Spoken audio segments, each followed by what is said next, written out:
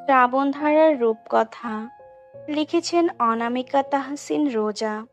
পর্ব সংখ্যা ৫। গাড়ির ভেতরটা এখনো বেশ নীরব। জানালার পাশে বসে ধারা গা ঘেঁষে বসেনি, মাঝখানে ইচ্ছাকৃতভাবে একটুখানি ফাঁক রেখেছে। শ্রাবণও যেন সেই ব্যবধানটা অক্ষত রেখেছে নিজের মতো করে, কিন্তু তাদের মাঝখানে অদৃশ্যভাবে ভাসছে একরাশ প্রশ্ন, অস্বস্তি আর না বলা কিছু অনুভব। রাস্তার দুপাশে ধীরে ধীরে পাল্টাতে থাকা দৃশ্যের দিকে তাকিয়ে ধারা একটু চুপচাপ। কখনো দূরের ল্যাম্পপোস্ট, কখনো ফুটপাতের উপরে থাকা হকাররা, কখনো বা হাইওয়ে ছোট ছোট দোকান দেখে একটা দীর্ঘশ্বাস ফেলে। শ্রাবণ পাশ থেকে চোখের কোণে মেয়েটার সেই হালকা সাদার ছায়া টের পায়। ধারা সত্যিই চেষ্টা করছে অন্তত নিজের জায়গা থেকে চুপ করে থাকলেও এই যাত্রাটা যেন সহজ নয়, সহজ হয় সেই চেষ্টাটুকুই করছে। হঠাৎ শ্রাবণ ফোন বের করে ট্যাপ করতেই একটা ঝনঝনে রিং বেজে উঠল। ফোনটা কানে দিয়ে বলল, হ্যালো, হ্যাঁ মুনিরা, আমরা রওনা দিয়েছি, সময় মতো পৌঁছে যাব ইনশাল্লাহ। ঠিক আছে, তুমি ঠিকঠাক কাজগুলো করে ফেলো। ধারা তাকায় না, কিন্তু বোঝে হয়তো অফিসের কাউকে কল দিয়েছে শ্রাবণ, তাই চুপ থাকে। ফোনটা রেখে একটুখানি গলা খাকারি দেয় শ্রাবণ। তারপর জানালার বাইরের দিকে তাকিয়ে বলল, খারাপ লাগছে? ধারা ধীরে চোখ তুলে তাকায়, ঠোঁটের কোণে একটু মৃদু হাসি ফুটে ওঠে। না, আমি জার্নিতে একটু আধটু অভ্যস্ত। শ্রাবণ এবার ওর দিকে তাকিয়ে বলে, আজকে মনে হয় রাস্তায় জ্যাম থাকবে না, আর এমন হলে ৫ ঘন্টার মধ্যেই পৌঁছে যাব ইনশাল্লাহ। ধারা একটু ঘাড় নামিয়ে হাসে, তারপর সাহস করে জিজ্ঞাসা করে ফেলে, আপনি খুব বিরক্ত হচ্ছেন না তো এইসব আয়োজন দেখে? শ্রাবণ এবার একটুখানি থেমে ওর দিকে তাকায়, তারপর ধীরে মাথা নাড়ে। না মানে হ্যাঁ, আগে হচ্ছিলাম, এখন আসলে কিছু বুঝতে পারছি না। তবে গ্রামে আমার একটা বন্ধু আছে, নাম মনে হয় শুনেছো, সাদিক। তার সাথে প্রায় ৭ বছর পর দেখা হবে, এই জন্য একটু এক্সাইটেড। ধারা ছোট বড় করে ধারা চোখ বড় করে তাকায়, মুখে এক ঝলক সত্যিকারের আগ্রহের ছায়া। ৭ বছর? ওনার সাথে আগে কোথায় ছিলেন? কলেজে? শ্রাবণ হালকা হেসে মাথা নাড়লো। হ্যাঁ, কলেজ থেকেই বন্ধুত্ব, তারপর আলাদা হয়ে গেছিলাম। আমি ঢাকায়, ও গ্রামের দিকেই ছিল সব সময়। যোগাযোগও ছিল দুর্লভ। তবে ওই আমাকে বারবার বলেছে একবার যেন গ্রামে যাই। এই যাওয়া যদি না হতো হয়তো আর হতোও না। ধারা এবার জানালার বাইরে তাকায়, রাস্তার পাশে ছুটে চলা পাথরের গুঁড়ি আর গাছগুলোর মাঝে চোখ রাখে। তারপর হালকা গলায় বলে, বন্ধুরা আসলে এমনই হয়, ওরা চাইলেই টেনে রাখে, না হলে আমরা তো সবাই ব্যস্ত হয়ে হারিয়ে যাই নিজেদের ভেতরে। শ্রাবণ এবার একটু নরম স্বরে জিজ্ঞাসা করলো, তোমার খুব কাছের কেউ আছে, মানে যাদের সাথে নিয়মিত যোগাযোগ হয়? তারা চোখ নামিয়ে নিয়ে কিছুক্ষণ চুপ করে থাকে, তারপর বলল, ওই যে একজন ছিল, আমার ছোটবেলার বান্ধবী, জান্নাতি। ও ছাড়া আর কেউ নেই তেমন। আমি একটু কম কথা বলি তো, তেমন কেউ মিশতে চায় না আমার সাথে। এদিকে বিয়ে হয়েছে জান্নাতির, তার তাই এরপর একটু যেন ছেকে গেল সম্পর্কটা। হয়তো আমি নিজেই তেমনটা করে ফেলেছি। আরো দুজন ছিল, কিন্তু এখন শুধু জান্নাতই আছে বলা যায়। বাকি সবাই আগলা হয়ে গেছে সময়ের সাথে। শ্রাবণ ধীর নিঃশ্বাস নিল। সময়ের সাথে সবকিছুই বদলে যায়, তাই না? আমরা যেমন আগে ছিলাম আলাদা, অচেনা, আর এখন।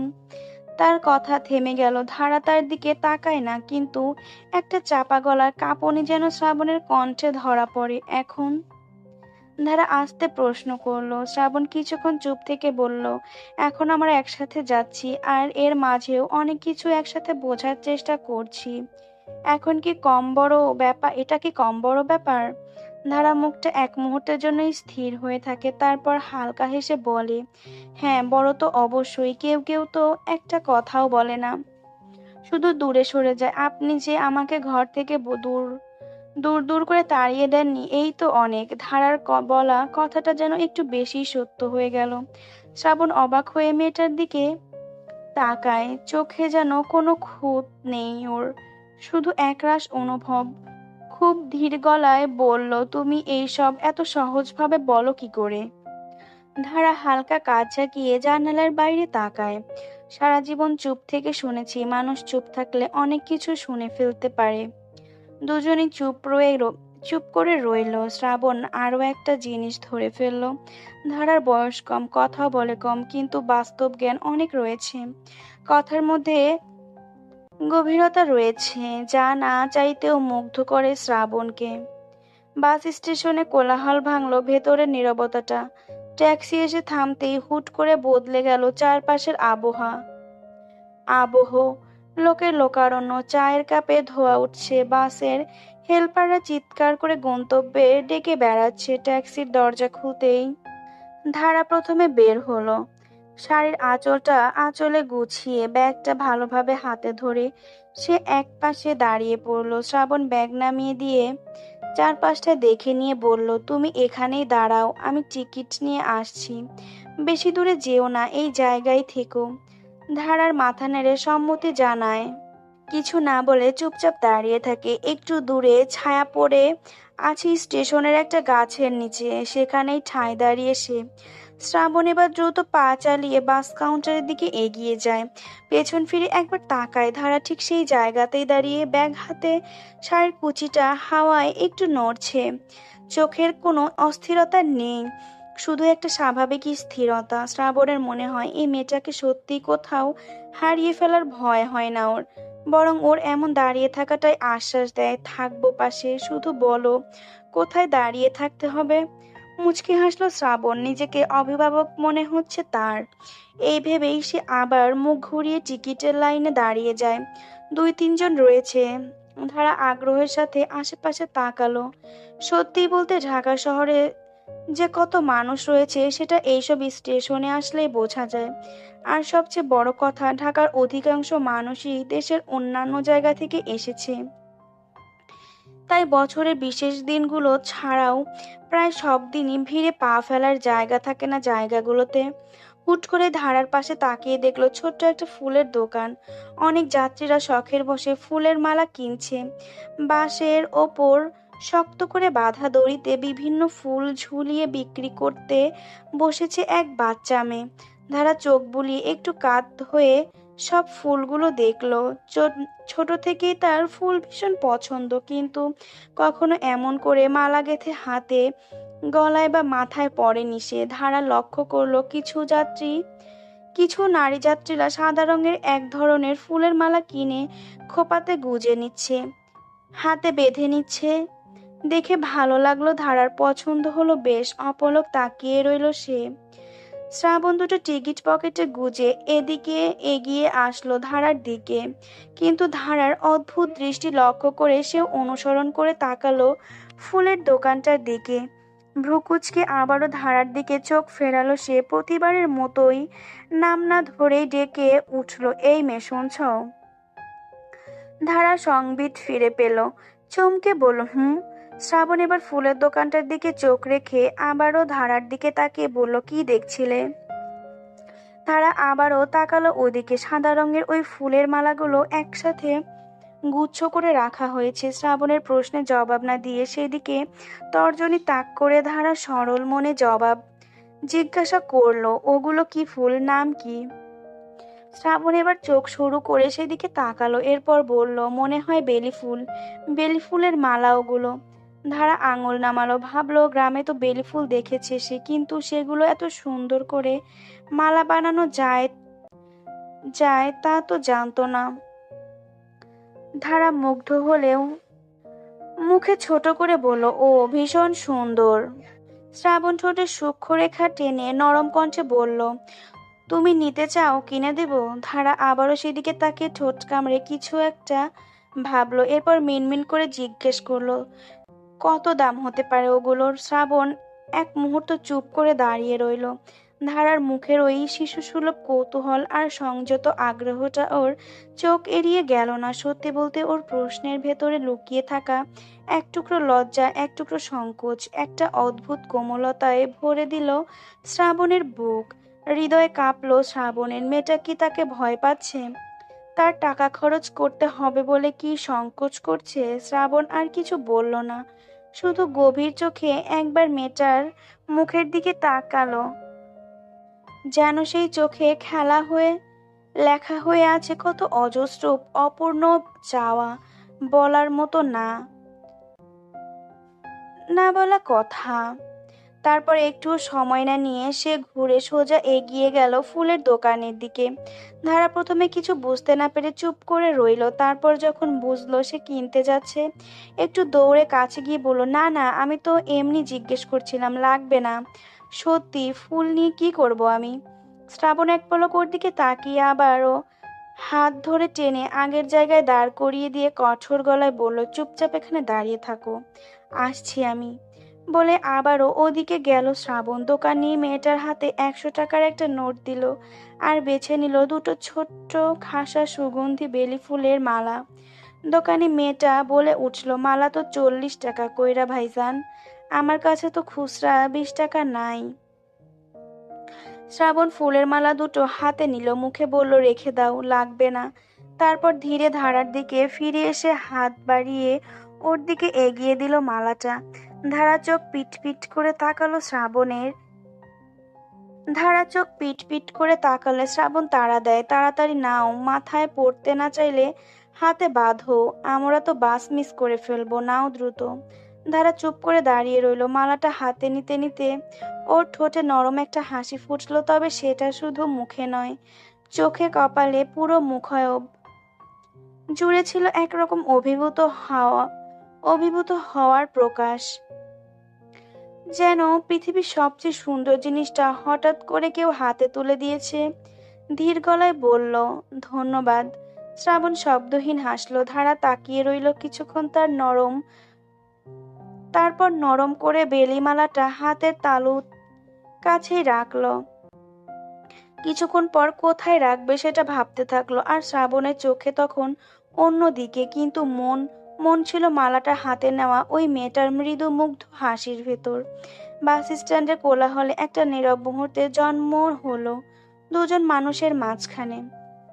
শ্রাবণের বন্ধু সাদিকের স্বভাব শ্রাবণের ঠিক উল্টো। যেখানে পেটের ভেতর বোম ফাটালেও শ্রাবণ মুখ থেকে অপ্রয়োজনীয় কথা বের করা দুঃসাধ্য, সেখানে সাদিকের মুখে কেউ টেপ মেরে রাখলেও ফুটন্ত পপকর্নের মতো বুলি ফুটতে থাকে তার মুখে। কি বলে না বলে সেটা বড় কথা নয়, তার কাছে কিন্তু কথা বলতেই হবে, এই আর কি। আর বাচাল সাদিক যখনই খোঁজ পেল যে জিগরি দোস্ত শ্রাবণ গ্রামের দিকে রওনা দিয়েছে, তখনই অনেক কষ্টে বিভিন্ন বন্ধুদের সাহায্য নিয়ে জোগাড় করে ফেলেছে শ্রাবণের নাম্বারটা। এতদিন নাম্বারের সাথেই ছিল, কিন্তু গত বছরে ফোন পুকুরে পড়ে যাওয়ায় নষ্ট হয়ে গেছে, আর সেভ করা সম্ভব হয়নি, নাম্বার হারিয়ে যায়। তাই অনেকদিনই যোগাযোগের বাইরে ছিল তারা। আপাতত গোবর পরিষ্কার করে সাদিক এসে বসে পড়ল পুকুর পাড়ে, এক হাতে কপালের ঘাম মুছে কল দিল শ্রাবণের নাম্বারে। এইমাত্র বাসে উঠেছে শ্রাবণ, সিট খুঁজে ধারাকে জানালার পাশে বসিয়ে সেও বসলো, সাথে সাথে পকেটের ফোনটা বাজতে শুরু করলো।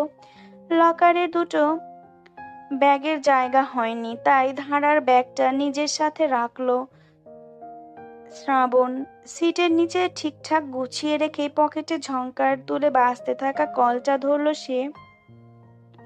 অপরিচিত নাম্বার বলে স্বভাবসুলভ ভঙ্গিতে বলল, কে বলছেন? উৎফুল্ল উৎফুল্লে চেঁচিয়ে উঠল সাদিক, বন্ধু, কেমন আছো দোস্ত? শহুরে মানুষ হয়ে আমাকে ভুলে গেছো নাকি? হ্যাঁ শোনো, তবলা বাজে ঠিক ঠিক, আমি হলাম তোমার বন্ধু সাদিক। শ্রাবণ কানে ফোন ধরে মুহূর্তখানেক চুপ করে রইল। সেই চেনা নামটা শুনেও যেন বিশ্বাস করতে একটু সময় লাগলো। তারপর ঠোঁটের কোণে এক টুকরো নরম হাসি ফুটে উঠল, সেই ধরনের হাসি যা খুব কাছের কাউকে অনেকদিন পর শুনলে হয়। গলায় খুশি আবরণ রেখেও শান্ত ভঙ্গিতে কিরমির করে বলল, শালা তুই এখনো বদলালি না, একই রকম আছিস, তাই না? চেঁচাতে চেঁচাতে কথা শুরু করছিস? ওপাশে হুহা করে হেসে উঠল সাদিক, আর কি করব, তোকে তো ধরাই তোকে তো ধরাই যাচ্ছিল না। শেষমেশ মিঠুন, মাসুদ, নাইম সবার থেকে ঘুরে ঘুরে তোর নাম্বার জোগাড় করতে হলো। এই শোন না, শুনেছি তুই আজ গ্রামে আসছিস, তাই নিজে থেকে না বললে আমি আগেই হানা দিচ্ছি দোস্ত। শ্রাবণ একটু হেসে বলল, হ্যাঁ, রওনা দিয়েছি এখনই সবে বাস ছাড়লো। তোর খোঁজ ভালো লাগলো, অনেক দিন হয়ে গেছে না। তোর খোঁজ পেয়ে ভালো লাগলো সাদিক, অনেক দিন হয়ে গেছে না। 7 বছর 6 মাস 3 দিন আর প্রায় 5 ঘন্টা। সাদিক দারুণ নাটকীয় ভঙ্গিতে বলল, মনে হচ্ছে বিষয়টা নিয়ে ভালোই সিরিয়াস। ধারা তখন জানালার পাশে বসে একটু কৌতূহলী চোখে শ্রাবণের দিকে তাকালো। ওর হাসির শব্দে বোঝা গেল শ্রাবণ কোনো ঘনিষ্ঠ কারোর সাথে কথা বলছে। শ্রাবণ কথা বলতে বলতে সাদিককে জিজ্ঞাসা করলো, এখন কোথায় আছিস? গ্রামেই তো। সাদিক বলল, হ্যাঁ গ্রামে। দুপুরে তুই পৌঁছানোর কথা, তাই দুপুরে ভাত খাবি আমার হাতেই রাধা। না না, ভয় পাবি না, রাত্রে শিখেছি রে ভাই, পেট মোটা করার দায়িত্ব আমার। তবে একটা কথা বলি, তোর জন্য সারপ্রাইজ রেডি করে রেখেছি। শ্রাবণ ভ্রুকুচকে বলল, কি সারপ্রাইজ? সেটা তো বললে আর সারপ্রাইজ থাকে না রে বেটা। খিক খিক করে হাসে সাদিক। এপাশে নীরবে শ্রাবণও হাসলো, ভালো লাগছে তার। এই একমাত্র বন্ধু সাদিকই প্রথম থেকে আজ পর্যন্ত বন্ধুত্বের মর্যাদা রেখেছে। এজন্যই তাদের সম্পর্ক একদম ভাইয়ের মতো। শ্রাবণ শ্রাবণ মাথা নাড়ে, ধীরে কণ্ঠে বলে, ঠিক আছে আসছি, দেখা হলে সব শোধ নিই তোর কাছ থেকে। কিছু একটা মনে করতে সাদিক জিজ্ঞেস করে বসলো, ও হ্যাঁ, ভালো কথা, তুই নাকি রহিম চাচার মেয়েকে বিয়ে করছস? শ্রাবণ এক মুহূর্ত চুপ করে থেকে চোখ সরিয়ে তাকালো জানালার বাইরের দিকে। তারপর একটু গলা খাকারি দিয়ে বলল, হ্যাঁ, এ বিষয়ে পরে কথা বলি। এখন কিছুক্ষণ বাসে একটু বিশ্রাম নিতে চাই, দেখা হলে অনেক কথা হবে। সাদিক হেসে বলল, ঠিক আছে বিশ্রাম নে, কিন্তু সাবধানে আসিস। শ্রাবণ থেমে যায়, একটু চাপা হাসি ঠোঁটে রেখেই কলটা কেটে ফেলে। ধারা তখনও পাশেই বসা নিশ্চুপ, কিন্তু বুঝে গেছে সেদিনের সেই ছেলেটা যে পুকুরে জুতা ডুবিয়ে মাছ ধরার স্বপ্ন দেখত, সে এখনো কোথাও হারায়নি। শুধু সময় আর বাস্তবতা পড়তে পড়তে খানিকটা গম্ভীর হয়ে গেছে। কল কেটে ধারার দিকে তাকালো শ্রাবণ। মেয়েটা এখনো সেই মালা দুটো হাতে নিয়ে নেড়েচেড়ে দেখছে, হাতের ওপর রেখেছে, ঘ্রাণ শুকছে, যেন এক একটা ফুল তার ভেতরে কোথাও কিছু জাগিয়ে তুলছে। শ্রাবণ কিছুক্ষণ তাকিয়ে রইল, তারপর নিঃশ্বাস ফেলে পকেট থেকে ফোনটা বের করলো। স্ক্রিনে চোখ রেখে কি সব টাইপ করতে লাগলো, হয়তো কারো মেসেজের উত্তর, বা হয়তো কোনো নোট লিখছে চুপি চুপি, ঠিক যেমনটা সে মাঝে মাঝে করে। এই ফাঁকে ধারা জানালার কাজটা সরিয়ে দিল। বাইরের দমকা বাতাস চুল এলোমেলো করে দিচ্ছে তার। ওর চোখে মুখে বাতাসের সেই আদর লেগে আছে। ধারা চোখ বুজে একটু নিঃশ্বাস টেনে নিল। মালার ঘ্রাণ আর বাইরের বাতাস মিলেমিশে এক অদ্ভুত শান্তি এনে দিল। হঠাৎ সে অনুভব করলো কেউ তাকিয়ে আছে। চোখ মেলে দেখলো শ্রাবণ তাকিয়ে আছে নিঃশব্দে, চোখে কোনো প্রশ্ন নেই, আবার উত্তরও নেই, শুধু একটা প্রশ্রয় মাখানো উপস্থিতি।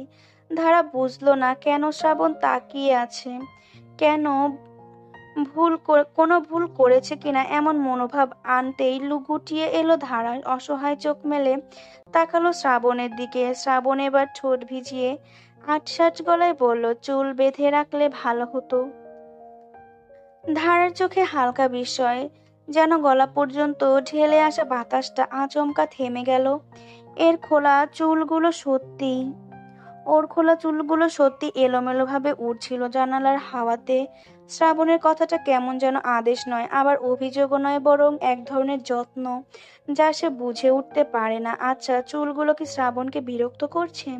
করতেই পারে, বাতাসে তো বাধ্য থাকে না চুল। তারা চট করে মুখ ফিরিয়ে জানালার দিকে তাকালো আবার, যেন নিজের প্রতিফলন দেখতে চায় কাছে। কয়েক সেকেন্ড চুপচাপ কাটে, তারপর ধারা নিঃশব্দে ব্যাগ থেকে একটা ছোট ক্লিপ বের করে আনলো। মাথা নামিয়ে ধীরে ধীরে চুলগুলো এক করে গুজে নিল। ক্লিপে কিছু বলল না, শুধু জানালার দিকে তাকিয়ে রইল। হাওয়াটা এবার তার মুখে লাগছে, কিন্তু চুল আর উড়ছে না। শ্রাবণ এবার চোখ সরিয়ে জানালার বাইরে তাকালো। ওর মুখে হালকা এক সান্ত্বনাজনক শান্তি, যেন কিছু ঠিকঠাক হয়ে গেল। কারণ ধারার খোলা চুলগুলো আসলেই উড়ে এসে শ্রাবণের ফোনের স্ক্রিনে পড়ছিল। কিছুক্ষণ পর শ্রাবণ আস্তে করে বলল, কিছু খাবে? তোমার জন্য ব্যাগে কেক, পাউরুটি, জুস নিয়ে এসেছি। খিদে পেয়েছে? ধারা আস্তে করে বলল, হুম, খাবো না। শ্রাবণ এক কোণে ঠোঁট ঠোঁট তুলে বলল, এখনো অবশ্য অনেক রাস্তা বাকি, খাবো না বললে তো হবে না। 1 ঘন্টা পরই খিদে পাবে, খিদে পেলে বলবে। আপাতত পানি খাও। বলেই ব্যাগ থেকে পানির বোতল বের করে ধারার হাতে ধরিয়ে দিল শ্রাবণ। ধারা চুপ, একবার মালার দিকে তাকালো, একবার পানির বোতলের দিকে, তারপর শ্রাবণের দিকে। একটা খুব হালকা হাসি ছুঁয়ে গেল তার ঠোঁটের কোণে। বাতাস তখনও বইছে, দুজনের মাঝখানে অদৃশ্য কিছু কথা বয়ে নিয়ে যাচ্ছে। গাড়ি তখন হাইওয়ে শেষ প্রান্তে উঠে এসেছে।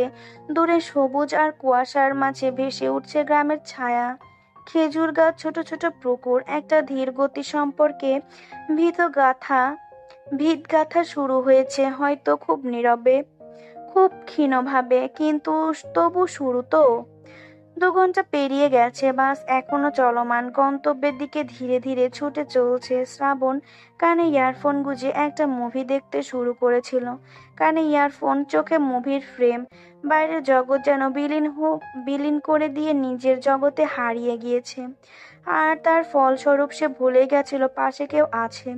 নিজের মতো করে খুব মনোযোগ দিয়ে মুভি দেখতে থাকা শ্রাবণ হুট করে অনুভব করলো তার কাঁধে এক অদ্ভুত ভার, একরকম মোলায়েম কিন্তু পুরোপুরি সতর্ক করে দেয়ার মতো। ভারটা অনুভব করতেই পাশে ফিরিয়ে দেখলো ধারার মাথাটা তার কাঁধে এসে পড়েছে। বেকায়দা ঘুমিয়ে পড়েছে মেয়েটা। সে এক মুহূর্ত থমকে গেল। ধারার মাথাটা নিঃশব্দে এসে তার কাঁধে হেলান দিয়েছে। সত্যি ঘুমিয়ে গেছে মেয়েটা, বেখেয়ালে, অদ্ভুত একটা নির্ভরতায়। ধীরে সুস্থে কান থেকে ইয়ারফোন খুলে ফেললো শ্রাবণ। পাশে তাকিয়ে দৃষ্টি ধীর হয়ে এলো সেই মেয়েটার দিকে, চেয়ে থেকে বুঝলো এ ঘুমটা কেবল ক্লান্তির নয়, এ যেন একটা ভরসা। মেয়েটা নিজের অজান্তেই তার পাশে একটুখানি আশ্রয় খুঁজে নিয়েছে। শ্রাবণ নড়ল না, নীরব বসে রইল। মুভি থেমে গেছে। এখন চলন্ত বাসে জানালার বাইরে আলো ছায়া চেয়েও সুন্দর দৃশ্য। তার ডান দিকে ঘুমিয়ে আছে সে চুপচাপ। মেয়েটার চুলগুলো একবার দেখলো, হালকা এলোমেলো, বাতাসে উড়ছে একটু একটু করে। তারপর মৃদু স্বরে নিজের মনেই ফিসফিস করে বলল, না চাইতেও নিজেকে হাজবেন্ড মনে হচ্ছে। তারপর মৃদু স্বরে নিজের মনে ফিসফিস করে বলল, না চাইতেও নিজেকে হাজবেন্ড মনে হচ্ছে। হলে হোক, কি আর করার। হাতের ফোনটা পকেটে ঢুকিয়ে রেখে ধারার ঘাড়ে হাত দিয়ে মাথাটা ঠিক করে রাখলো শ্রাবণ। তবে নিজের কাঁধ থেকে সরালো না। আঁচল ঠিকঠাক করে দিয়ে মন মতো ঘুমানোর ব্যবস্থা করে দিল। নিজেও একটু চোখ বুজলো। গাড়ি তখন শহর ছেড়ে গ্রামমুখী উন্মুক্ত রাস্তায় ঢুকে পড়েছে। খোলা আকাশ, দূরে কুয়াশা, আর চারিদিকে সবুজের পরত। এই নিস্তব্ধ রাস্তায় শ্রাবণ হঠাৎ বুঝে ফেললো এই মেয়েটা যতই তার জীবন সঙ্গিনী হোক না কেন, ওর উপস্থিতিতে একটা অদ্ভুত শান্তি আছে, একটা ভারসাম্য। শ্রাবণ আর কিছু না বলে আবার বাইরের দিকে তাকায়। কিন্তু এবার সে বুঝে গেছে এই যাত্রা কেবলমাত্র গন্তব্যের দিকে নয়, তাদের মধ্যকার সেই দুরূহ দূরত্বটার দিকেও।